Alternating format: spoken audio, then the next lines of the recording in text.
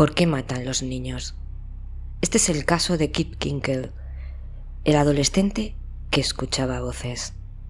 Cuando un adulto mata, buscamos motivos, pero cuando un niño, o en este caso un adolescente, comete un asesinato, la pregunta es otra. ¿Cómo llegó hasta allí sin que nadie lo detuviera? Hay algo profundamente perturbador en la idea de un monstruo que no nace, sino se construye, poco a poco, día tras día, en pasillos escolares, en el silencio de un hogar que parece perfecto, en las grietas invisibles del alma de un niño que simplemente no encaja. Nuestro protagonista de hoy tenía solo 15 años cuando mató a sus padres y luego abrió fuego en la cafetería de su escuela en Oregón. Esto sucedió en 1998. Disparó contra todos sus compañeros como si fueran blancos de tiro. Mató a 2 chicos e hirió a más de 20 personas.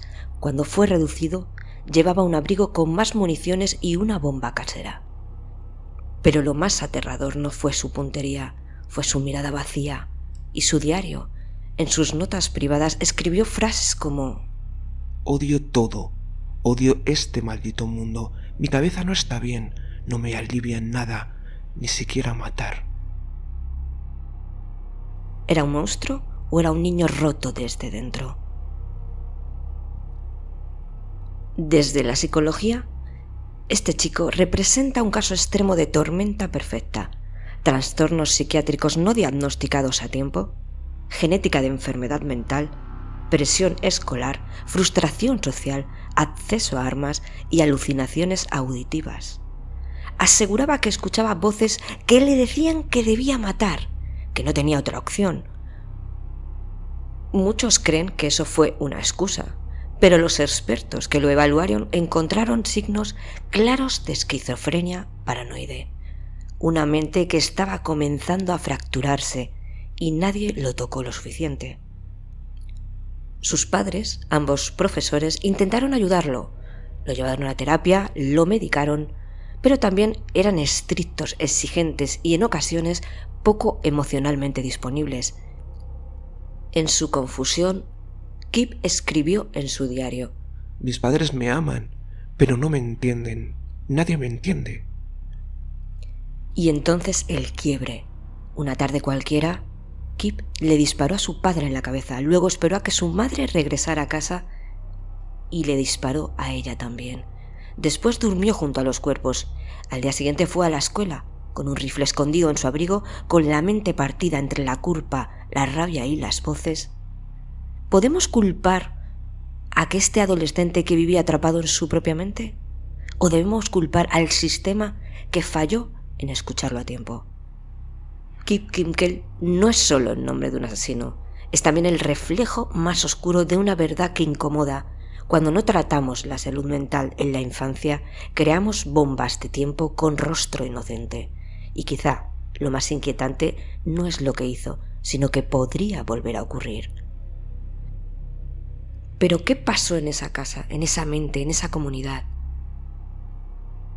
¿Fue un brote psicótico, un crimen anunciado, un sistema que falló una y otra vez? Esta no es solo la historia de un tiroteo escolar, la historia de las voces que nadie escuchó a tiempo, de las cicatrices que no se ven, del dolor que se hereda generación tras generación hasta que explota. Soy Silvia Black y esto es La Cara del Mal.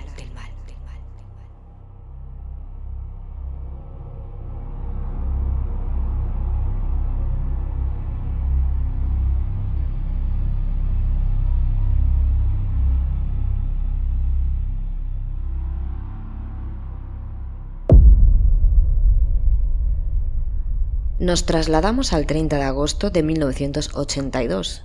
En el apacible corazón de Oregón nació Kipland Philip Kinkel. Para la mayoría simplemente sería Kip, un niño más en una familia aparentemente ideal. Hijo menor de William y Faith Kinkel, ambos reconocidos profesores. Kip creció en un entorno que, al ojo externo, parecía el reflejo más fiel del sueño americano. una casa de clase media, padres cariñosos, valores sólidos y una educación ejemplar. También tenía una hermana mayor llamada Kristen, de 21 años. Era muy buena estudiante. Ella estudiaba logopedia en la Universidad de Hawaii Pacific de Honolulu. Faith enseñaba español en la secundaria de Springfield. Su padre William, ya retirado, había dedicado décadas a la enseñanza en Thurston High School y en el Lane Community College. Eran queridos en la comunidad, respetados entre colegas y vecinos, considerados modelos de integridad. Pero lo que ocurría puertas adentro no coincidía con la imagen pública. Como una grieta casi invisible bajo una fachada recién pintada, algo profundamente perturbador palpitaba en el seno de los Kenkel. Se dice que un legado familiar que durante generaciones había sido enterrado bajo capas de silencio, vergüenza y negación.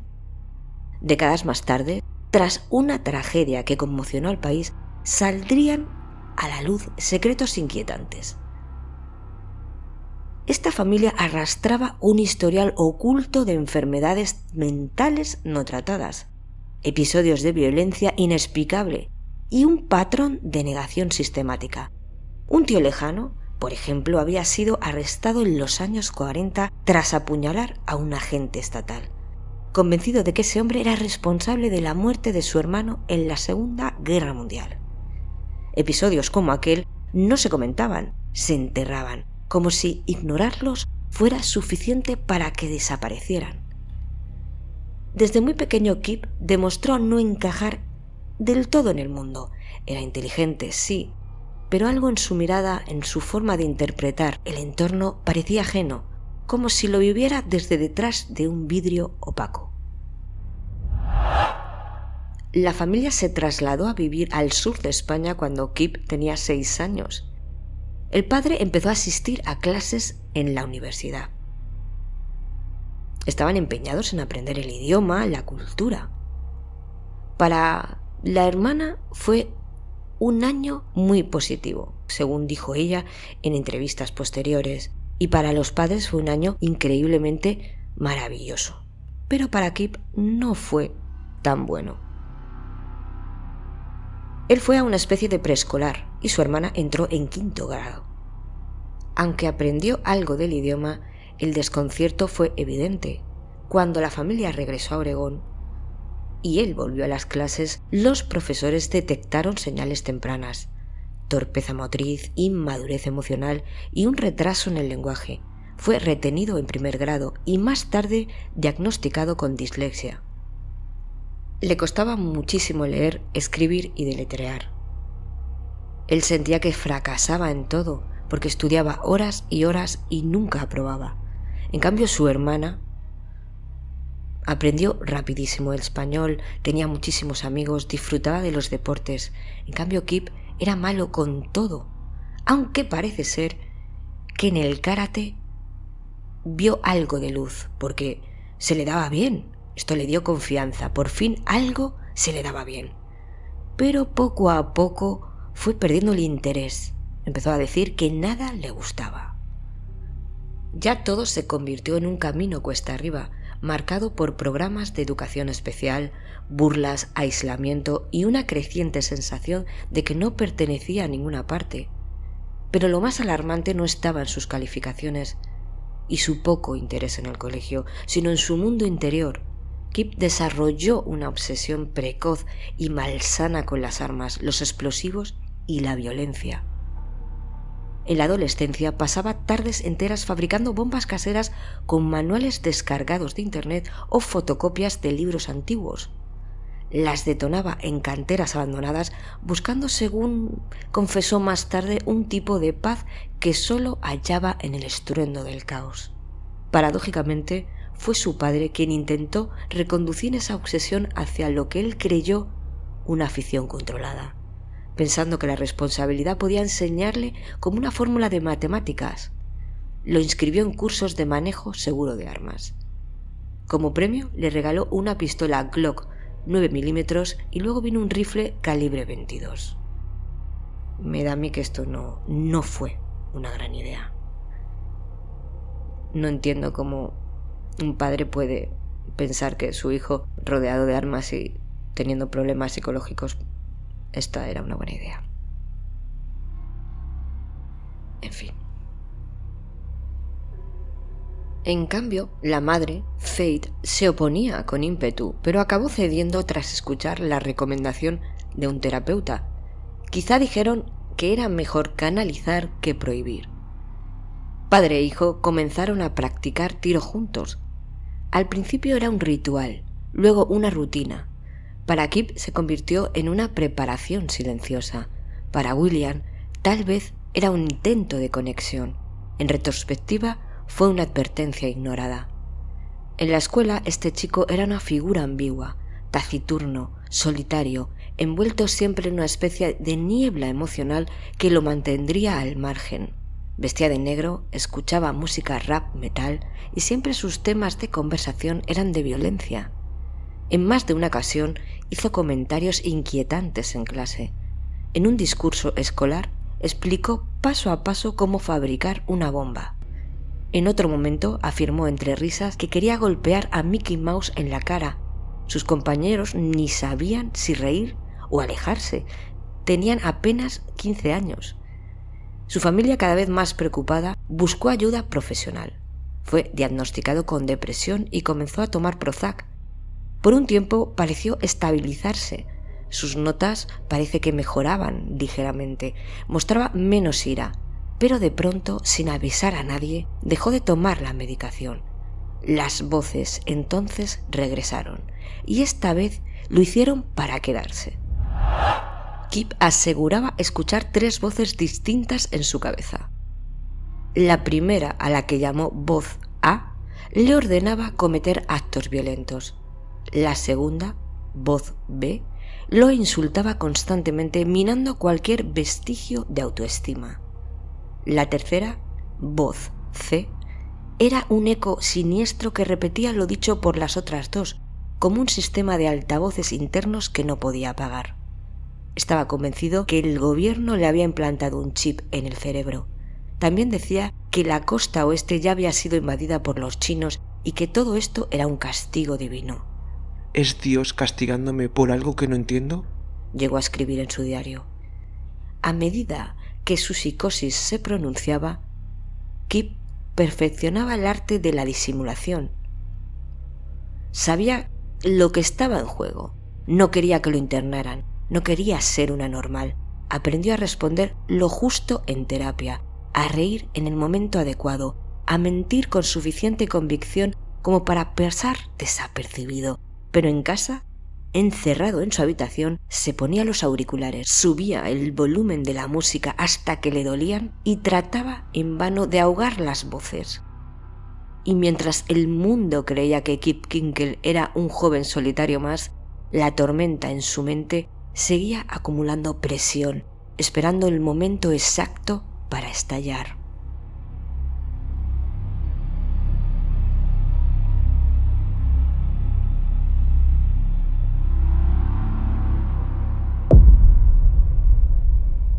El día que todo se rompió fue la primavera de 1998, Springfield, Oregón. La brisa era fresca, los árboles comenzaban a florecer y en Thurston High School los estudiantes ya contaban los días para el verano. Pero en la mente de Kip la estación no traía alivio, sino un extraño presentimiento, algo que iba a pasar, algo inevitable, algo que ya no podía contener. Las voces habían regresado con más fuerza, más nítidas, más constantes. Ya no podía distinguir si eran externas o internas, reales o imaginarias.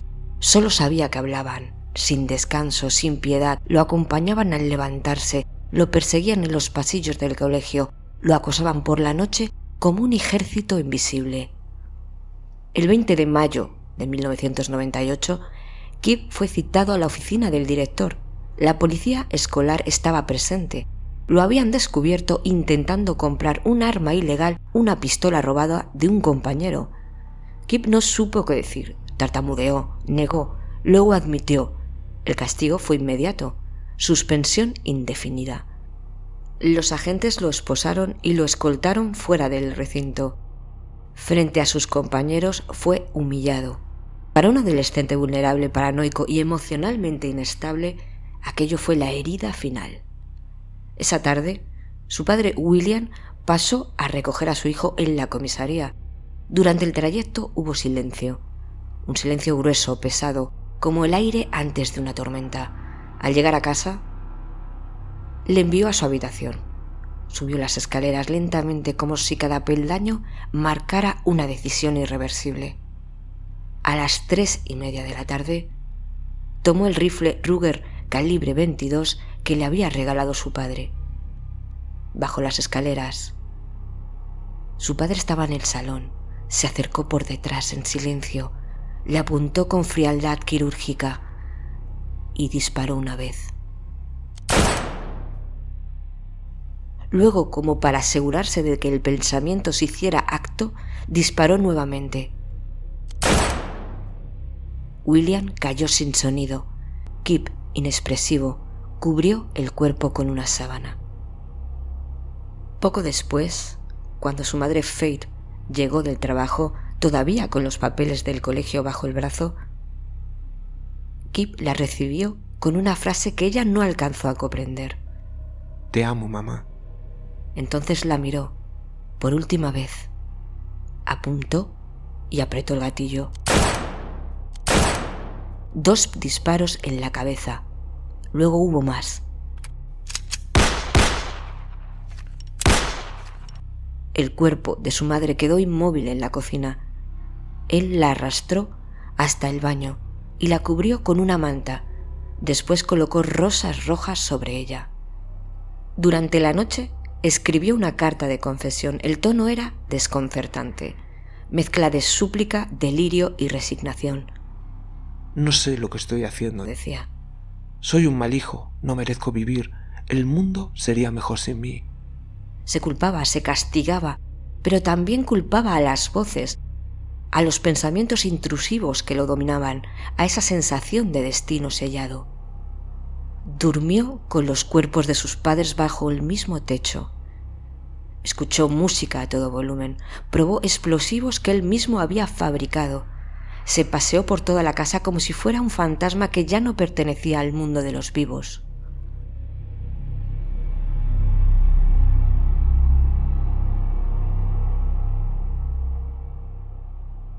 A la mañana siguiente, 21 de mayo, llegó a la escuela en el Ford Explorer de sus padres y aparcó detrás de un edificio. Kip iba vestido con una ropa algo extraña, sombrero de vaquero, un abrigo largo marrón y un rifle apoyado en el hombro. Después de todo, el 21 de mayo, día de elecciones en la escuela de Springfield, Oregón, los estudiantes solían hacer exhibiciones llamativas para llamar la atención y ganar votos, con lo cual su vestimenta no les llamó mucho la atención. Entró por la cafetería de la escuela. Había decenas de alumnos, desayunando, riendo, ignorantes del horror que se avecinaba. Cogió el rifle, la Glock, un revólver y municiones. Ocultó las armas entre su abrigo y su mochila. Luego caminó hasta la escuela. Nadie lo detuvo. Se detuvo en la entrada. Observó a todos y las voces. Al parecer callaron por un segundo, lo suficiente para que todo quedara en manos de él, o de la parte de él que aún sobrevivía. Entonces alzó el rifle, disparó. El primer tiro fue al azar, el segundo también. Luego, como si hubiera ensayado cada movimiento, avanzó hasta el centro del comedor y siguió disparando. No gritó, no corrió, no dijo ni una palabra. Disparó hasta vaciar el cargador.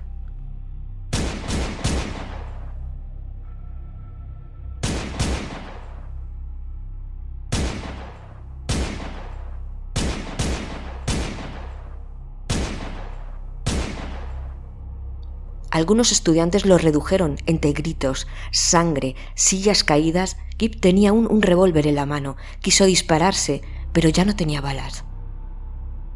En total mató a 2 estudiantes, Ben Walker, de 16 años, y Michael Nicholson, de 17, e hirió a otros 22, incluyendo a Teresa Miltenberger, de 16 años, quien, tirada en el suelo, yacía en estado crítico con una bala en la cabeza. El tiroteo terminó solo cuando el luchador de secundaria Jacob Ricker, de 17 años, con un disparo en el pecho, vio a su novia Jennifer, de 17, ensangrentada por una bala y con la ayuda de otros derribó a Kinkel mientras intentaba recargar. Este fue reducido por varios estudiantes. Apareció la policía mientras estaba bajo custodia. Logró sacar el cuchillo oculto y atacó a un oficial de policía, rogando que lo mataran. El oficial lo sometió utilizando gas pimienta. La escena fue descrita como una película de guerra dentro de la escuela, pero lo más escalofriante llegó después, cuando los detectives registraron su casa. Allí, entre paredes aún marcadas por el olor a pólvora, encontraron los cuerpos de sus padres y junto a ellos su diario. Las últimas páginas estaban llenas de frases sueltas, garabateadas con furia.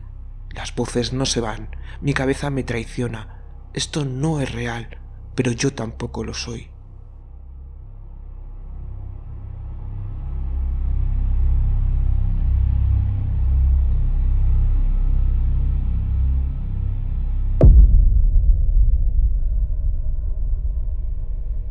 La policía aún seguía en su casa.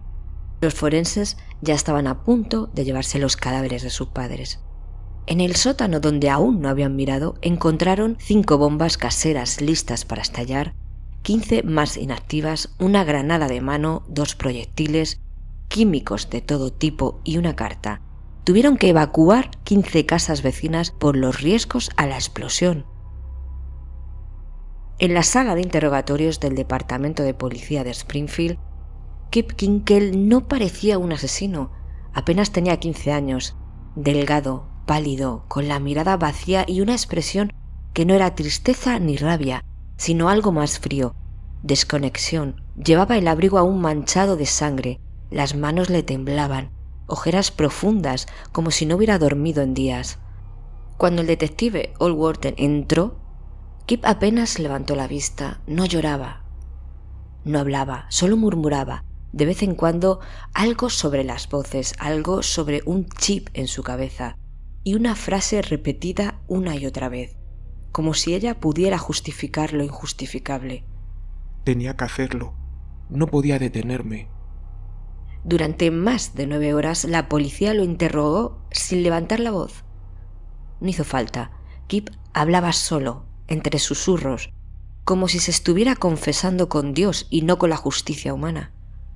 Admitió haber matado a sus padres. Explicó cómo los disparó, cómo arrastró los cuerpos y cómo durmió en la casa al lado de los cadáveres. Lo dijo todo con una mezcla de culpa infantil y lógica distorsionada. Sabía que me iban a odiar, pero ya me odiaban desde antes. Todos me odian, mis padres también, aunque me amaban, no lo sé. Era confuso. Las grabaciones del interrogatorio mostraron a un adolescente partido en 2. Por un lado, un chico asustado, emocionalmente deshecho, atrapado en una espiral de culpa. Por otro, una mente desconectada de la empatía, ajena a la magnitud del dolor que había causado. En un momento dado, al saber que sus padres estaban muertos, Kip se quebró y gritó durante 10 minutos sin parar. Luego volvió al silencio. Uno de los detectives visiblemente afectado lo describió después como el niño más roto que haya conocido.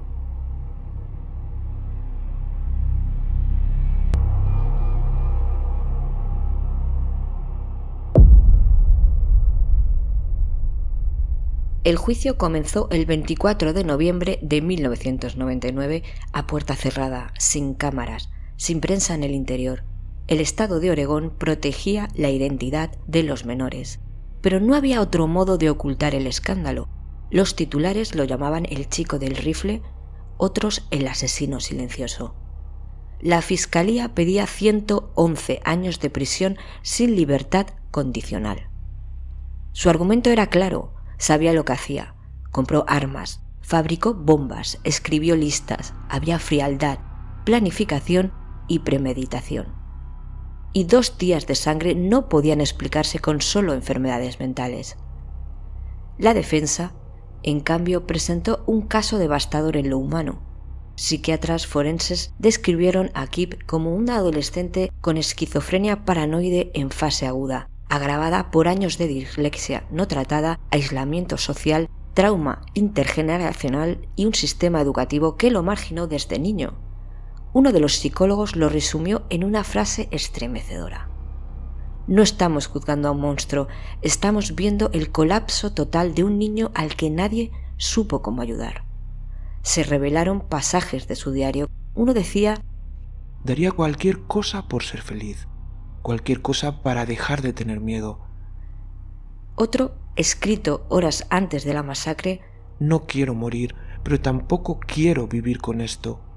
Los padres de las víctimas, divididos entre el odio y la compasión, asistieron en silencio. Algunos pedían cadena perpetua, otros tratamiento psiquiátrico en un hospital seguro, pero el tribunal fue tajante. Kip Kinkel debía cumplir su condena como adulto, sin posibilidad de libertad, nunca. El perfil de Kip, una mente atrapada entre el dolor y la furia. El análisis posterior a su condena arrojó un perfil clínico tan complejo como inquietante. No era simplemente un chico malo ni un psicópata juvenil. Era un caso límite, un ejemplo de cómo la enfermedad mental, el aislamiento social, la disfunción familiar y la negligencia institucional pueden converger con consecuencias trágicas. Los psiquiatras identificaron en él esquizofrenia paranoide temprana, con alucinaciones auditivas persistentes y delirios persecutorios, el chip, la invasión china, la vigilancia del gobierno. Depresión mayor con ideación suicida crónica desde los 11 años. Rasgos obsesivo-convulsivos, expresados en sus diarios, rituales con las armas y en la forma en que organizaba su entorno. Aislamiento social profundo, combinado con un coeficiente intelectual superior al promedio, lo que hacía aún más difícil de diagnosticar. Sabía cómo fingir estar bien. Lo más trágico de este chico es que pidió ayuda, pero no de forma clara. Dejó señales en sus escritos, en sus bromas macabras, en sus elecciones musicales y discursos escolares, pero nadie supo interpretarlas. Nadie pensó que el chico callado que escuchaba rap metal en la última fila era una bomba de tiempo emocional. Hoy, Kip Kinkel cumple cadena perpetua en la prisión de máxima seguridad de Oregón. En 2007 escribió una carta pública pidiendo perdón a las familias. Desde entonces ha rechazado entrevistas y rara vez habla con alguien fuera de su entorno clínico. Según su último perfil psiquiátrico, las voces ya no lo dominan, pero aún están ahí, como un eco lejano. Vive medicado, lee, escribe poesía y en cada línea que traza en su celda sigue buscando la respuesta a una pregunta que el mundo nunca podrá responder del todo. ¿Nace alguien así o se rompe en el camino?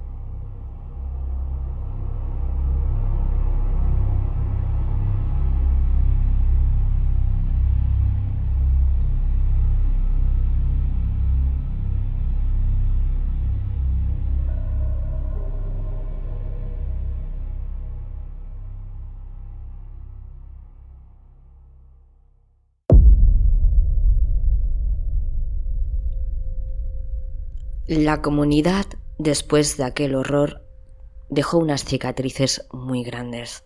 Springfield, Oregón, no volvió a ser la misma. Antes del 21 de mayo de 1998 era el típico pueblo americano de clase media, calles tranquilas, barrios donde los vecinos se saludaban al pasar, escuelas públicas con canchas abiertas y niños que andaban en bicicleta hasta que se hacía de noche. Después de la masacre en la escuela, hubo una nube de silencio que cubrió toda la ciudad, un silencio que no era de respeto, sino de trauma compartido. La cafetería donde ocurrieron los disparos fue clausurada durante meses y reformada. Nadie quería entrar, ni siquiera los encargados de mantenimiento.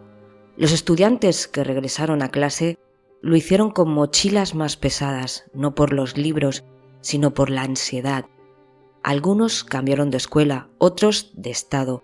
muchos simplemente dejaron de hablar del tema. Se instalaron detectores de metales en las entradas, se formaron patrullas escolares armadas. Los profesores recibieron entrenamiento en respuestas ante tiradores activos, un concepto que hasta entonces para ellos era algo ajeno. Pero lo más duro no fue lo que cambió por fuera, sino lo que cambió por dentro.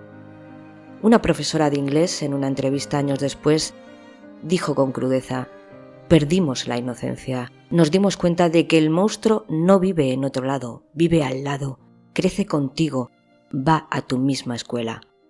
Las iglesias ofrecieron sesiones de duelo colectivo, las funerarias abrumadas no cobraron por los entierros, las estaciones de radio locales dejaron de transmitir música durante días, solo transmitían silencio entrecortado por mensajes de apoyo, rabia y de incredulidad. Los que volvieron, aquellos que sobrevivieron, esos estudiantes de la masacre fueron marcados para siempre, no solo por las heridas físicas, que también fueron muchas, sino por el eco emocional de haber visto la muerte de cerca, en un lugar que debería haber sido siempre seguro. Ben Walker, uno de los heridos que recibió un disparo en el pecho, su corazón se detuvo 2 veces en la ambulancia, sobrevivió, pero no volvió a jugar al fútbol americano ni a dormir sin pastillas. En una entrevista dijo que el sonido de una bandeja cayendo en una cafetería todavía le hace temblar. Natalie Hoyt, que se encontraba a tan solo 2 mesas de Kip con un rifle, relató que lo vio entrar con los ojos vacíos pero tranquilos. Cuando él levantó el arma pensó que era una broma, hasta que cayó el primero. No recuerdo si grité, solo recuerdo la sangre de otros en mi ropa y el sabor metálico del miedo.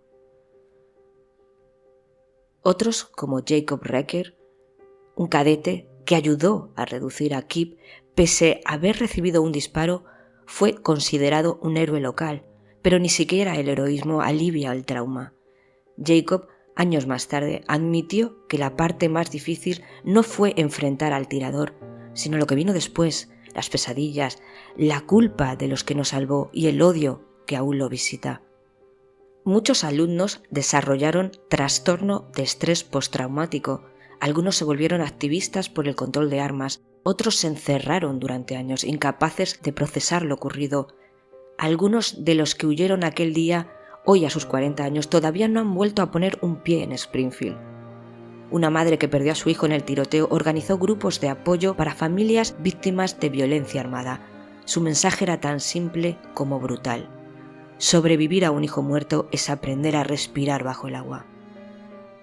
El mismo día de la tragedia, la hermana de este asesino, Kristen, recibió una llamada que cambió su vida. Atónita ante lo que escuchaba, apenas pudo articular palabra. La voz al otro lado del teléfono, un amigo cercano, le dijo sin rodeos: tu hermano mató a tus padres y luego abrió fuego contra varias personas en el colegio. Ella solo pudo responder ¿qué? Y de inmediato rompió a llorar. Las lágrimas corrían por sus mejillas, pero el impacto aún no la llegaba al estómago, como si su cuerpo no pudiera asimilarlo. Tiene que ser mentira, no puede ser cierto, te equivocas. Entonces algo dentro de ella empezó a encajar las piezas. Kristen, temblando de terror, solo atinó a decir: voy a llamar a la policía de Springfield.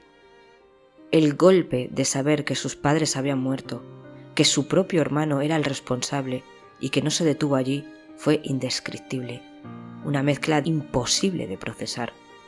No solo podía entender sus muertes, sino que no podía aceptar que su hermano fue quien lo hizo, y además de eso, tiene que aprender a convivir con el hecho de que también causó daño a otras personas.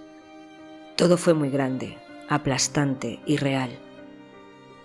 Sus amigos la dicen que puede salir de esto, que todo estará bien, que hay luz al final del túnel, pero esa luz está demasiado lejos ahora para ella. Tal vez pasen los años antes de que pueda siquiera sentir lo que realmente pasó. En este momento, en su cabeza, sabe lo que ocurrió. Mis padres murieron, mi hermano fue el responsable. Puede repetirlo, pero no lo he sentido de verdad. Las personas pueden comprender el dolor de perder a unos padres, es un duelo reconocido, pero lo mío es más que eso, es la pérdida de una familia entera, del sentido de la realidad. Todo lo que creía cierto se vino abajo. No solo es la pérdida de seres queridos, es la pérdida de un mundo, de su base. Siente que tener que volver a aprender a vivir, cómo ser, cómo amar, perdió su realidad. Mientras tanto, desde su celda, Kip Kinkel escribió cartas de disculpas a las familias. Algunas fueron devueltas sin abrir, otras jamás respondidas. En una de ellas escribió: No espero perdón, pero cada día me despierto sabiendo que destruí muchas vidas y que cada cosa que hago, incluso seguir respirando, es una carga que debo llevar por ellos. En 2012, sus abogados intentaron una apelación basados en jurisprudencia que prohíbe cadenas perpetuas sin libertad condicional para menores. El intento fue rechazado. Para muchos, la herida aún sangra demasiado como para hablar de redención.